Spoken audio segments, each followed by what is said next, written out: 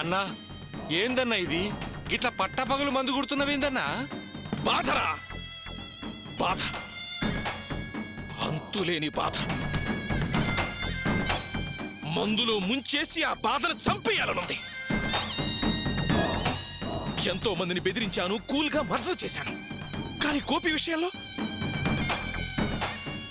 నా కూతురు నన్ను మోసం చేసి మానసికంగా చంపేసిందిరా.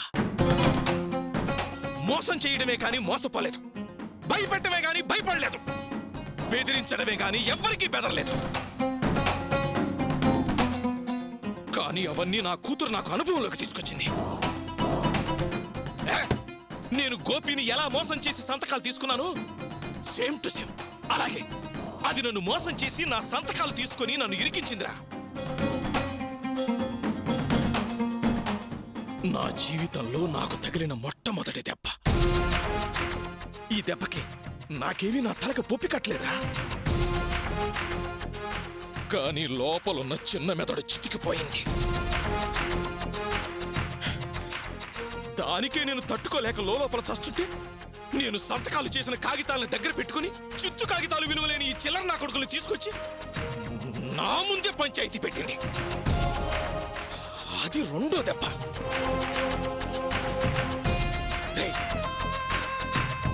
ఆ దెబ్బకి నా గుండె లయ తప్పి కొట్టుకొట్టు మొదలు పెట్టిందిరా. ఈ రెండు దెబ్బలకైతే వాస్తవానికి నేను కోమాలోకి వెళ్ళిపోవాలి.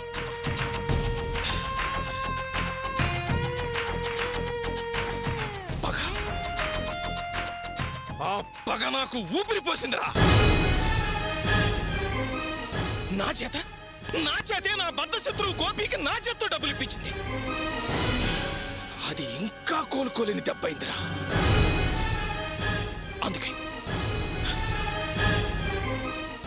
అందుకే ఇలా మందు పోసి ఆ గుండెకైన నొప్పిని మార్పించాలని చూస్తున్నా. మంట అనిపించినా తాగాలి, గుండెని రాయి చేసుకోవాలి. అప్పుడు నేను తగిలితే అందరూ నుచ్చు అయిపోవాలి. నువ్వన్నది నిజమేనన్నా. నీ రక్తం పంచుకు పుట్టిన బిడ్డే నిన్ను సౌదబ్బ కొట్టింది. బాధగానే ఉంటదన్నా. కానీ అన్నా గిట్ల తాగితే ఎట్లన్నా? జర ఓపిక పట్టాలే, టైం చూసి దెబ్బ కొట్టాలన్నా. ఒక్క కోటికి 5 కోట్లు గుంజాలన్నా. జర సబర్ చేయన్నా, వాళ్ళని సర్వనాశనం చేద్దాం. ఎలా ఓపిక పట్టమంటావు భగవాన్? సగం చచ్చిపోయి బతికినట్టుంది. కోపం కట్టలు తెంచుకొని వస్తోంది, కసి నన్ను ఉసిగొలుపుతోంది. అవమానపడి బతకడం నా వల్ల కావట్లేదయ్యా. తాగాలి, ఇంకా తాగాలి. నన్ను నేను పూర్తిగా మర్చిపోయేంత వరకు ఇంకా తాగాలి. నా కసి పగ చల్లారేంత వరకు తాగాలి. అది కాదన్నా, ఇప్పటికే నువ్వు చాలా తాగినవు. గిట్లా తాగితే నీ ఆరోగ్యం ఏమైపోతుందన్నా? ఇప్పుడు కావలసింది ఆరోగ్యం కాదు భగవాన్, వాళ్ళ అంతిమ యాత్రకి ప్లాన్ వేయడం. వేస్తాను ప్లాన్ వేస్తాను.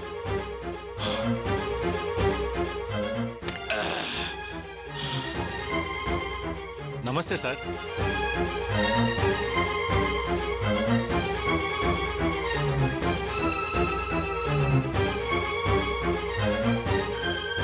సార్, నేను ఎటూ తేల్చుకోలేని కన్ఫ్యూజన్లో ఉన్నాను సార్. మిమ్మల్ని కలిసి క్లారిఫై చేసుకుందామని వచ్చాను. రోలు మధ్యలకి దెబ్బలు చూపించినట్టు నా చావు నేను చస్తుంటే నీ చావు నేనేం తేల్చనయ్యా? ఏంటో చెప్పు. ఆ గోపి ఫోన్ చేశాడు సార్. గోపి ఫోన్ చేశాడా? ఎందుకు? మీ ప్లేస్ నేనే కొనాలనుకుంటున్నాను, రిజిస్ట్రేషన్ ఎప్పుడు పెట్టుకుందామని అడుగుతున్నాడు సార్. చూసావా భగవాన్, ఇది 4వ దెబ్బ. ఎటు వెళ్ళి చివరికి నాకే తగులుతున్నాయి. చూసావా, వాడు మన దగ్గరే డబ్బు తీసుకుని మన బాధలకు రేటు కడుతున్నాడు వాడు. సార్, గోపి నాతో ఏమన్నాడంటే, నేను బయలుదేరి మీ ఇంటికి వస్తున్నాను, వివరంగా మాట్లాడుకుందామని ఫోన్ చేశాడు సార్. అతను వచ్చి అడిగితే నేనేం సమాధానం చెప్పాలి సార్? ఇంత చిన్న విషయం నన్ను అడుగుతావేంటయా? అమ్మనని చెప్పా. అదిగా సార్, నేను స్థలం ఖాళీ చేయమన్నప్పుడు నీకు ఈ స్థలం మీద అంత మోజుంటే 95 లక్షలు ఇచ్చి వాని స్వంతం చేసుకోమని చెప్పాను సార్. ఇప్పుడు మాట తప్పడం ఎలా సార్? ఏ నువ్వేమైనా సత్యహరిశ్చంద్రుడు తమ్ముడివా మాట తప్పకుండా ఉంటానికి? ఖాళీ చేయమని చెప్పినోడివి అమ్మనని చెప్పలేవా? చెప్పా. అదిగా సార్, అప్పుడు నా కూతురు పెళ్లికి డబ్బు అవసరమని చెప్పాను సార్. ఇప్పుడు ఏం చేయాలి? అలాగా అలాగా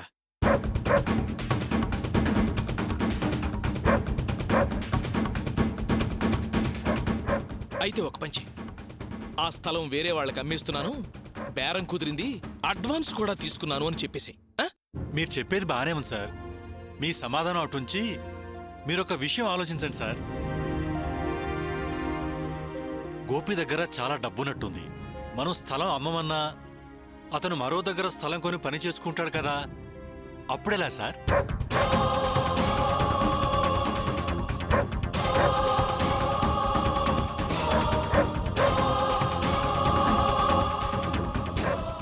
నిజమేనయ్యో, ఈ ఆలోచన బుర్రకు రాలేదు.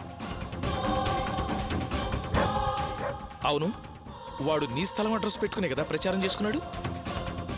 విజిటింగ్ కార్డ్స్, లెటర్ హ్యాడ్స్ ఆ అడ్రస్ మీదే కదా ప్రింట్ చేయించుకుంది. పైగా ఆ ప్లేసే కదా కలిసొచ్చింది. ఆ సెంటిమెంట్ ఉంటుందిగా.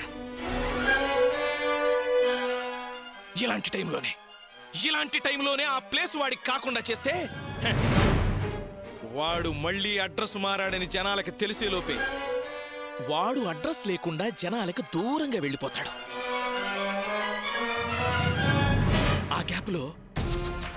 ఆ గ్యాప్లో నేను వాడికి పని లేకుండా చేసేస్తాను. అర్థమైందా? అర్థమైంది సార్. మీరు చెప్పినట్టే చేస్తాను సార్. వస్తాను సార్.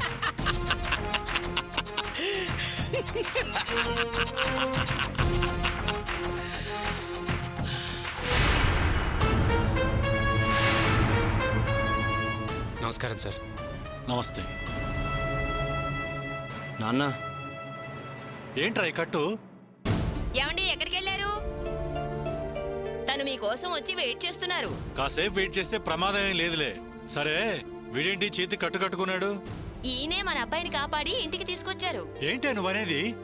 అవును నాన్న, నేను బైక్ మీద వెళ్తుంటే సార్ కారు ఎదురొచ్చింది. నేను చూడనే లేదు, అయిపోయాను అనుకున్నాను. కానీ వీరే కారు పక్క తప్పించి చెట్టుకు గుద్దుకున్నారు. ఇద్దరం చిన్న దెబ్బలతో బయటపడ్డాం. వీరే నన్ను హాస్పిటల్కి తీసుకెళ్లి కట్టు కట్టించి ఇంటికి తీసుకొచ్చారు నాన్న. బండి మీద వెళ్ళేటప్పుడు నెమ్మదిగా వెళ్ళరా అని చెప్పాను, కానీ వీడు వింటాడా? విమానం అనుకుని నడిపేస్తూ ఉంటాడు. ఆ భగవంతుడే ఈయన రూపంలో వచ్చి కాపాడాడు. సరే సరేలే రేయ్, నువ్వు వెళ్ళి రెస్ట్ తీసుకోపో. కూర్చోవయ్యా. చెప్పు. సార్, మీరేం కంగారు పడద్దు. మీ అబ్బాయికి ఏం కాలేదు. కరెక్ట్గా టైంకి నేను కారుని తప్పించి చెట్టుకు కొట్టేశాను. విషయానికి వస్తే మీకు ఆల్రెడీ చెప్పాను కదా సార్, రిజిస్ట్రేషన్ ఎప్పుడు పెట్టుకుందాం? ఎందుకండి ఆయనతో అబద్ధాలు ఆడారు? నేనేం అబద్ధాలు చెప్పానే? ఇంటర్ చదివే పిల్లకి కుజదోషమని, వెంటనే పెళ్లి చెయ్యాలని, మళ్ళీ సంబంధం దొరకదని ప్లేస్ ఖాళీ చేయాలన్నారట కదా సార్. మీరు నాకు ఆ రోజు చెప్పిన మ్యాటర్ నేను మేడంతో చెప్పాను. అప్పుడే తెలిసింది మీరు నాతో అబద్ధం చెప్పారని. ఏం సార్, నేను మీ స్థలంలో ఉండడం మీకు ఇష్టం లేదా? నా ఇష్టాలు నీకు అనవసరం. నేను స్థలం అమ్మాలనుకున్నాను అంతే. నేను ఇంతకుముందు మీకు అడ్వాన్స్ ఇచ్చాను. అది కాకుండా ఈ స్థలానికి ఎంత ఇమ్మంటారో చెప్పండి, మొత్తం డబ్బు మీకు ఇచ్చేస్తాను. రేపు రిజిస్ట్రేషన్ పెట్టుకుందాం, ఓకేనా సార్? సారీ గోపి, అది నీకు అమ్మడం కుదరదు. వేరే వాళ్ళతో మాట్లాడి 2 లక్షలు అడ్వాన్స్ తీసుకున్నాను. అదేంటి సార్, నాకు 10 రోజులు టైం ఇచ్చారు కదా సార్. నాకు నీకన్నా 2 లక్షలు ఎక్కువిచ్చే పార్టీ దొరికిందయ్యా, అందుకే అడ్వాన్స్ తీసుకున్నా. తప్ప? ఏం మాట్లాడుతున్నారండి మీరు? ఆయన ఎంత మంచివారు, పైగా మన అబ్బాయి ప్రాణాలు కాపాడారు. ఇంతకు ముందు మాట ఇచ్చారు కదా, ఇప్పుడు ఎందుకండి ఇలా మడత మాటలు మాట్లాడతారు? ఏయ్, నువ్వు నోరు మూసుకున్నాడు. నేను కాదు, మీరు మాట్లాడకండి. అయినా మీకు అంత డబ్బు అవసరం ఏమొచ్చింది? ఎవరి దగ్గర అడ్వాన్స్ తీసుకున్నారు? ఆ డబ్బులేవి? మనిషి అన్న తర్వాత న్యాయం ధర్మం ఉండాలి కాస్తైనా. మేడం ప్లీజ్ అండి, నా గురించి మీరిద్దరు గొడవ పడకండి. సార్, ఆ పార్టీ ఇస్తానన్న దానికన్నా నేను ₹1,00,000 ఎక్కువ ఇస్తాను సార్. మీ స్థలం నాకే అమ్మండి. మీ స్థలం మీద నా జీవితం ఆధారపడింది సార్. Please sir. చూడవయ్యా, కాస్త ఆగు. ఈయన మీకు ముందే ఎంత చెప్పారో అంతే ఇవ్వండి చాలు. రేపు ఆయన రిజిస్ట్రేషన్ కి నేను తీసుకొస్తాను. మీరు మీ ఏర్పాట్లు చేసుకోండి. మేడం, కానీ సారేం మాట్లాడటం లేదు. ఇంకా ఆయన ఏం మాట్లాడరు. ఆయన మాటగా నేను చెప్తున్నాను. ఏయ్, ఏం మాట్లాడుతున్నావే నువ్వు? మీరు ఇంకేం మాట్లాడకండి. నా మాటిని ఆ స్థలం ఈయనకి అమ్మేయండి. చాలా థ్యాంక్స్ మేడం. మీ మాట నమ్మి నేను వెళ్ళొచ్చంటారా? ఖచ్చితంగా నమ్మకం పెట్టుకుని వెళ్ళండి బాబు. ఆ స్థలం మీదే, నేను మాటిస్తున్నాను. సరేనా? చాలా సంతోషం మేడం. వస్తాను మేడం. మంచిది బాబు. వస్తాను సార్. Thank you.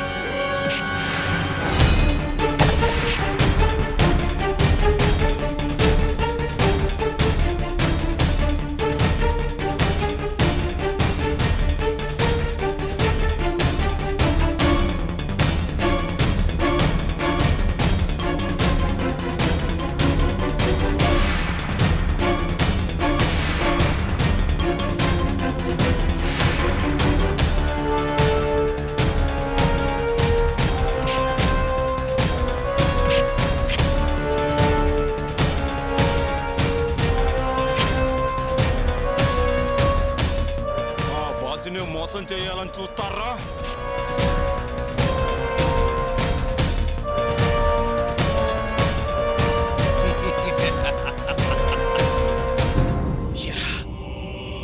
మీరందరూ కలిసి నన్నే మోసం చేయాలని చూస్తారా?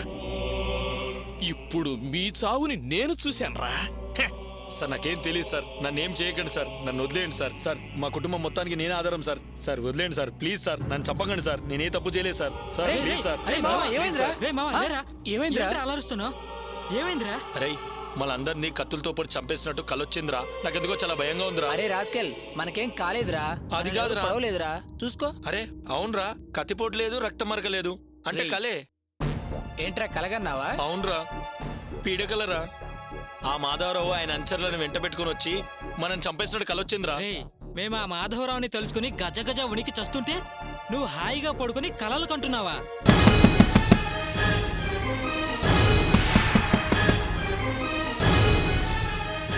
అరే ఆ తలుపు తీయొద్దురా. ఆ వచ్చింది మాధవరావేరా. అరే చంపేస్తారా మనల్ని. ఉండ్రా, వచ్చిందెవరో నేను చూస్తానుండు.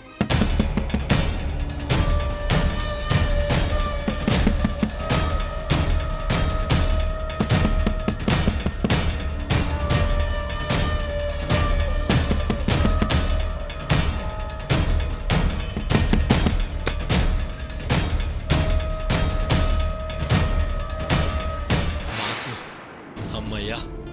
వాసు, నువ్వా? రారా, రా రారా.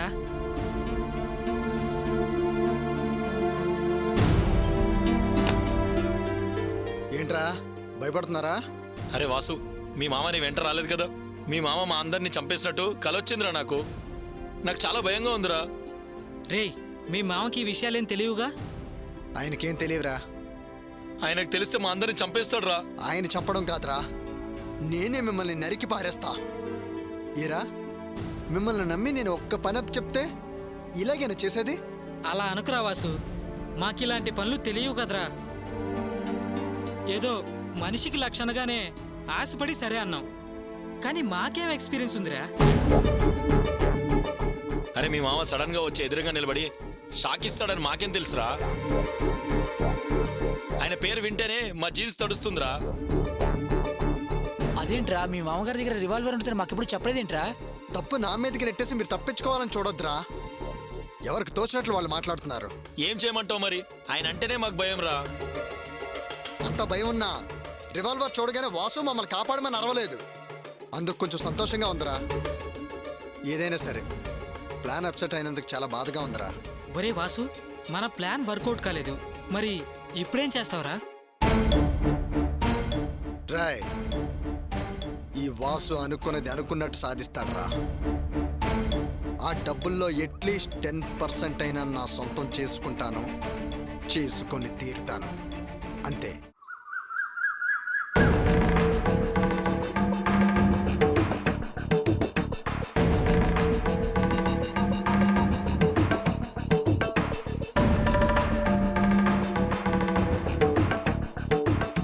గోపన్న, పార్టీ వచ్చేసిందా? వస్తున్నారు భయ్య, దారిలో ఉన్నారు. నెక్స్ట్ రిజిస్ట్రేషన్ మీదే, త్వరగా రండి. అలాగే. ఏంటండి ఆయన ఇంకా రాలేదేంటి? నిన్న మాట్లాడినప్పుడు అయిష్టంగా మాట్లాడాడు, కానీ ఆయన భార్య నేను పంపిస్తానండి అందన్నారు కదా. ఎందుకని మంచిది ఒకసారి ఫోన్ చేయండి.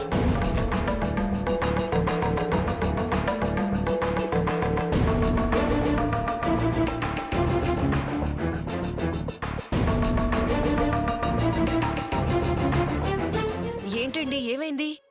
ఫోన్ లిఫ్ట్ చేయట్లేదు, ఎందుకు అర్థం కావట్లేదు. అయ్యో, ఫోన్ లిఫ్ట్ చేయట్లేదా? వస్తానన్నారు కదా. ఒకవేళ మనల్ని నమ్మించి మోసం చేస్తున్నారేమో.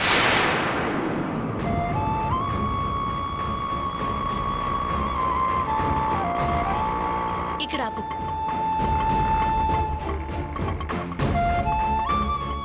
ఏమండి, రేవతి వచ్చేసింది, వీళ్ళు ఇంకా రాలేదేంటి? ఇదిగో అక్క. రా రేవతి. ఏంటంతా ఇక్కడ నిలబడ్డారు? లోపలికి వెళ్ళలేదే? డాక్యుమెంట్స్ రెడీ అయ్యాయమ్మా, నెక్స్ట్ మన రిజిస్ట్రేషన్. మీరంతా ఏదో టెన్షన్ పడుతున్నట్టున్నారు. స్థలం ఓనర్ ఇంకా రాలేదు, అదే టెన్షన్గా ఉంది. ఇంకా టైం ఉంది కదా బావా, దానికి టెన్షన్ పడ్డం దేనికి? అది కాదు రేవతి, నిన్నేమో స్థలం ఓనరు నేను స్థలం అమ్మనని చెప్పాడట, కానీ ఆయన భార్య ఏమో హామీ ఇచ్చిందట. ఇంకా రాలేదేంటా అని టెన్షన్గా ఉంది. దానికి టెన్షన్ పడ్డం దేనికక్క? ఒక ఫోన్ చేస్తే సరిపోతుంది కదా. బావా ఫోన్ చేయండి. చేశానమ్మా, ఆయన ఫోన్ లిఫ్ట్ చేయట్లేదు. ఒకవేళ నాన్న అతన్ని బెదిరించు ఇంకో రకంగానూ మేనేజ్ చేసి రానివ్వకుండా చేయలేదు కదా. చా, అనవసరంగా ఆవేశపడి సంతకం పెట్టిన కాగితాలు ఇచ్చేశాను. రిజిస్ట్రేషన్ అయిన తర్వాత తెస్తే బాగుండేది.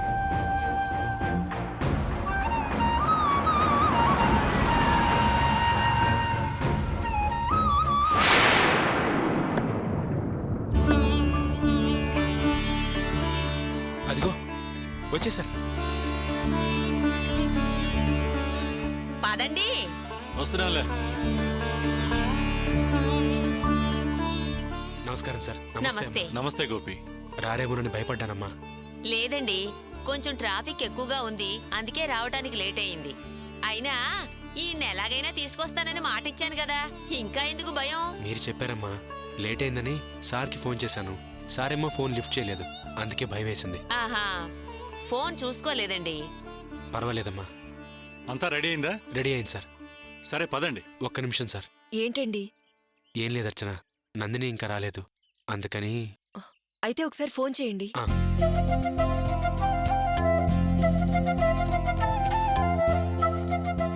హలో నందిని, నేను. ఎక్కడున్నావు? సార్ వాళ్ళు వచ్చేసారు. గోపి, నేను ఇంకా టెంపుల్ కి వెళ్లేదు, ట్రాఫిక్ లో ఉన్నాను. రిజిస్ట్రేషన్ అయ్యాక మీరందరూ టెంపుల్ కి రండి, అక్కడ నుంచి అందరం షెడ్ కలిసి వెళ్ళిపోదాం. సరే నందిని, జాగ్రత్త. ఏమైందండి? నందిని ట్రాఫిక్ లో ఉందంట. అయ్యయ్యో. రిజిస్ట్రేషన్ అయిపోయాక గుడికి రమ్మంది, అక్కడి నుంచి అందరం షెడ్కి వెళ్దాం ఉంది. అలాగేనండి. రండి సార్. పదండి. రండి సార్. గోపన్న, మీదే రండి. వస్తున్నాం. రండి సార్. రండి. పదండి.